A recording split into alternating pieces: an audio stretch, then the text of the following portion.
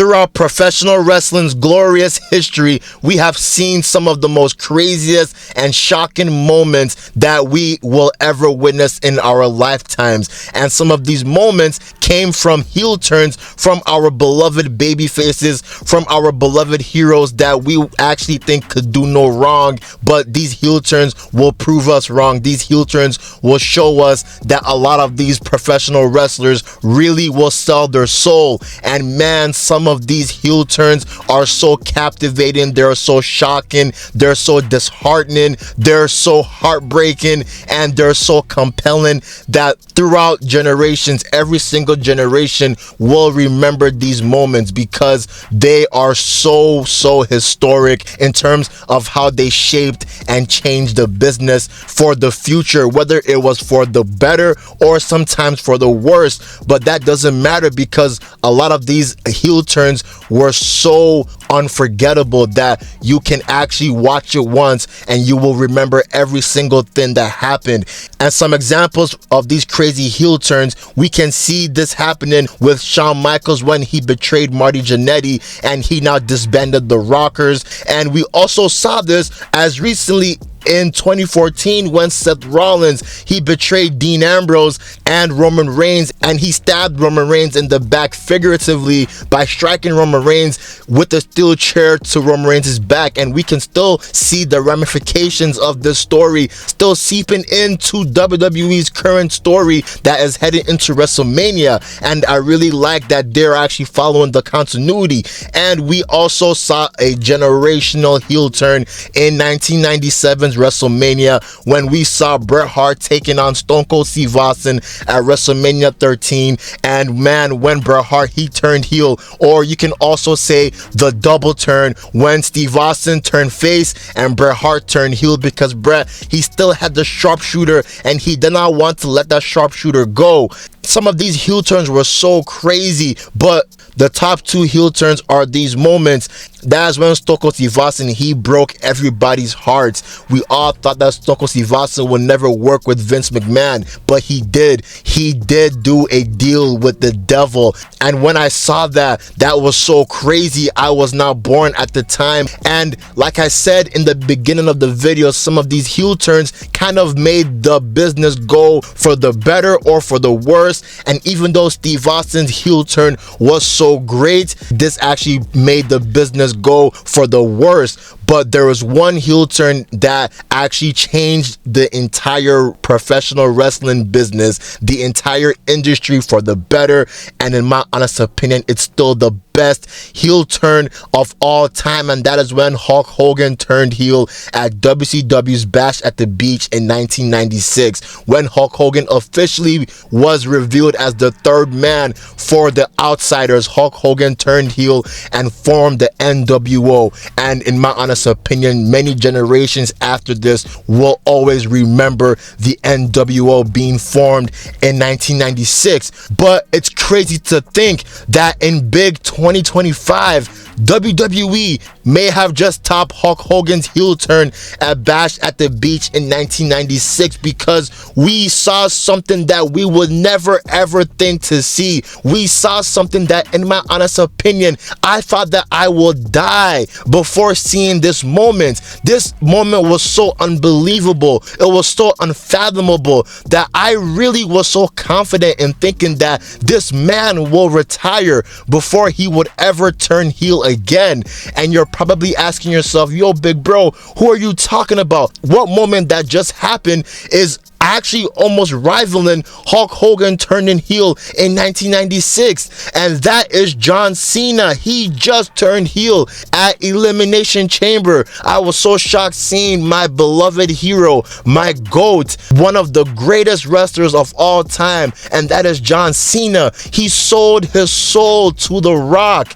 Now, the context behind the story is that leading up to WrestleMania, The Rock has been antagonizing Cody Rhodes Rhodes because he wants Cody Rhodes to sell his soul to The Rock. The Rock wants Cody Rhodes to turn heel and that he can basically become his Hollywood puppet. And so far throughout the weeks, we have been seeing that Cody Rhodes has been denying The Rock's request. The Rock has been trying to gift Cody Rhodes some cars. Cody Rhodes denied that. The Rock has been even trying to gift Cody Rhodes a gift from Dusty Rhodes, and that is so disrespectful and distasteful. But you have to remember, The Rock as the final boss is the best heel currently in all of professional wrestling. So heading into Elimination Chamber, I did not expect this. Nobody expected this. But in my honest opinion, they handled this scene so well that I do believe this is one of the best heel turns of all time. The reason why I'm saying that this heel turn is currently better than Steve Austin turning heel at WrestleMania 17 in 2001, because as peak as that heel turn was, as 10 out of 10 as that heel turn was, because remember, Steve Austin, we never ever anticipated him becoming a friend and then allied to Mr. McMahon. Unfortunately, that heel turn kind of made WWE go down the wrong path, and we actually saw that happening in real time. But as great as that heel turn was, that heel turn unfortunately was hindered by what happened after that heel turn. So since now that this John Cena's heel turn just happened, I think that this heel turn is actually better, because for 22 years we actually will never ever anticipate John Cena turning into the dark side again. This is the same type of vibe that we got when we saw Captain America say Hail Hydra. You will never think that Captain America would say Hail Hydra. So now that we're actually nearing John Cena's last ever year as a full-time performer, even as a part-time performer, this is John Cena's last ever year before he retires. It's so crazy to think that John Cena waited all this time to turn heel, and that's why the entire world is talking about it, man. This is crazy. Could this heel turn be better than Hulk Hogan turning heel in WCW Bash at the Beach? We'll have to see, man. But the crazy thing about this is how this heel turn came about, because after John Cena won the Elimination Chamber match, and that match was so great, this entire show was so great in my honest opinion. But I'm just gonna focus on this match right now, because the match started off with Seth Rollins and Drew McIntyre. They were the first combatants in the ring. Then as the match was going on, we're starting to see some other people like Damian Priest, Logan Paul. Then when both Damian Priest and Logan Paul were eliminated, they actually were eliminated after Drew McIntyre was eliminated by Damian Priest. Then as the match was going on, I'm thinking to myself that damn, Triple H is really cooking. This entire show has been great, and this match has been great as well. So I'm just actually analyzing all of this, and I'm thinking that damn, we are lucky to be witnessing such a classic pay-per-view right now.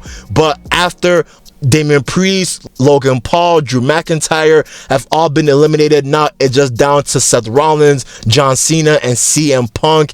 And man, this last stretch of the match was so peak. It had me gripping my teeth. It had me biting my teeth when I saw that Seth Rollins, he threw John Cena into the Elimination Chamber pod. John Cena, he felt that he was actually out of the match. I thought that John Cena would be out of the match, but that's just how exciting this match was. You will always see these near falls when John Cena will be spamming his attitude adjustments, or CM Punk will be spamming his GTSs. There were so many near falls, so many heart-wrenching moments that, man, this match will have you at the edge of your seat. But after all of this, after all things is said and done, when CM Punk and John Cena teamed up to eliminate Seth Rollins, that was such a great scene. But one underlying message that I saw in this match was John Cena's last act of kindness, John Cena's last act of being noble. He tried to shake CM Punk's hand at first, and it worked. He tried to shake CM Punk's hand right near the end of the match, and CM Punk, he took John Cena's kindness for a fool, and CM Punk, he hit the GTS, but as soon as CM Punk was about to cover John Cena, Seth Rollins came back into the chamber, and he curb stomped CM Punk's head straight down the mat, and we saw a glimpse of John Cena's noble character being put in question, because John saw the opportunity of winning, and he won in such a heel way, because John Cena would at least try to get this man on his feet for a fair fight. But man, John Cena, he did not care. He did not give a damn. He won that way. And after John Cena, he won the Elimination Chamber match, we see that Cody Rhodes, he came out not to congratulate John Cena per se, but he basically came out to stare down John Cena and to kind of have like a puffing of a chest to John Cena, because now John Cena is the new #1 contender for the WWE Championship. But after this, we see that Travis Scott, he interrupts this moment, but accompanying Travis Scott is The Rock, and The Rock, he wants the answer. The Rock wants to know if Cody Rhodes will sell his soul to The Rock, and The Rock wants to know if Cody Rhodes will do the unthinkable. But when this happens, this scene was so peak, because Cody, he tells The Rock, go fuck yourself. And once this happens, all hell broke loose, because we were actually looking at the background. I was seeing that John Cena, he was actually cheering on with the fans. He wanted Cody Rhodes to not turn heel, but we all were actually shocked and bewildered to see that all of this is an entire long wild goose chase, because John Cena was in on the plan the whole time. When John Cena hugged Cody Rhodes, he stared at The Rock and his facial expression just changed, and it was so sad to see. Then John Cena low-blowed Cody Rhodes. After this, The Rock, John Cena, and even Travis Scott were beating up Cody Rhodes, and it was crazy. Cody Rhodes was bleeding, and it was actually funny to also see Travis Scott, he slapped John Cena so hard. I'm thinking that, damn, they didn't tell Travis Scott that wrestling is actually fake, because Travis, he wanted up that slap and he smacked Cody Rhodes straight in the face, and Cody Rhodes was bleeding. John Cena was choking him out. John Cena was just doing whatever. He hit Cody Rhodes with the belt. He hit Cody Rhodes with the microphone. He hit Cody Rhodes with even a Rolex, and The Rock was whipping Cody Rhodes with the belt that was actually from Dusty Rhodes, and that was so disrespectful that I am just thinking to myself, damn, WrestleMania is saved. This entire pay-per-view really saved WrestleMania, because I did a video about Jey Uso winning the Royal Rumble and how I was unhappy with the decisions of both Jey Uso and Charlotte winning the Rumble. But thank God that Triple H, he course corrected and he did this angle, because this angle really strapped a rocket onto the hype and onto the build for WrestleMania, man. And seeing John Cena sell his soul was so crazy. And I'm seeing the comparisons of Travis Scott being the temporary Dennis Rodman to John Cena and The Rock, the same way Dennis Rodman was to Hulk Hogan and the Outsiders. And I'm actually agreeing with that sentiment, man. That's just how peak this entire segment was. It was smart to end the show off with this segment, man.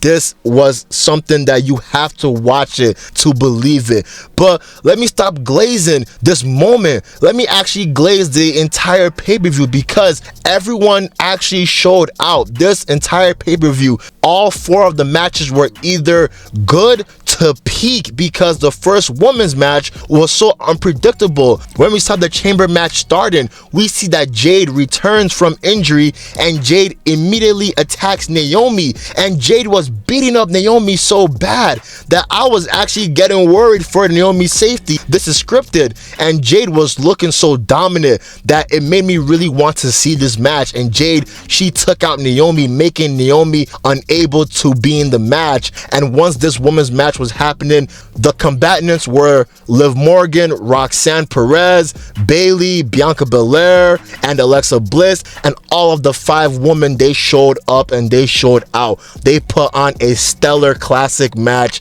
in my honest opinion. and the winner of the match was Bianca Belair. It was so good seeing Bianca Belair stare down Rhea Ripley and Io Sky after that match. The next match is Trish Stratus and Tiffany Stratton taking on Nia Jax and Candice LeRae. This match wasn't really that great in my honest opinion, but just seeing Trish Stratus, she is wrestling in front of the Canadian crowd, and I'm just realizing that damn, Trish Stratus still got it. It was good seeing Trish Stratus still keep up with the current talent. Trish Stratus looked really good in this match. The match of the night was Kevin Owens taking on Sami Zayn, because that match felt like it was from the Attitude Era or Ruthless Aggression. They slammed each other through 4 or 5 tables. They used barbed wire chairs. Kevin Owens was trying to kill Sami Zayn. Sami Zayn was trying to kill Kevin Owens. In my honest opinion, that match was a 10 out of 10 classic. Them niggas did not hold back. They actually wanted to kill each other, and when the match was about to end, we saw that Kevin Owens, he did not care anymore. He did not care that him and Sami Zayn were best friends. Kevin Owens was doing the triple power bombs onto the apron, and that shit was crazy. We're seeing that Kevin Owens is really trying to break Sami Zayn's back. No diddy. But after the match, we see the return of one of the GOATs, Randy Orton, and man, seeing Randy Orton looking so mad and looking so angry, trying to get revenge to Kevin Owens, because Kevin Owens, he power drived Randy Orton and tried to end his career. Randy Orton, he nearly punted Kevin Owens, but Kevin, he got out of the way just in time, and Randy was so mad that he took out his anger on all of the security guards, and he RKO'd every single security guard. That was so good in my honest opinion. This pay-per-view was so peak. It was 10 out of 10. This is one of the best shows that I've watched in the last couple of years, man. I'm not even stretching, I'm not reaching, and the main reason why this show was so great is John Cena turning heel. This, in my honest opinion, has to be one of the best heel turns of all time. I think that the Hulk Hogan heel turn is still number 1, but this heel turn is number 2 in my honest opinion. But right under this heel turn is Steve Austin turning heel and aligning with Mr. McMahon, because damn, that just shows you how great this heel turn is, how unexpected this heel turn is, man. Triple H, this was a really great show, a chef's kiss in my honest opinion.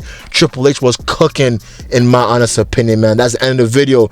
I'm out. Peace.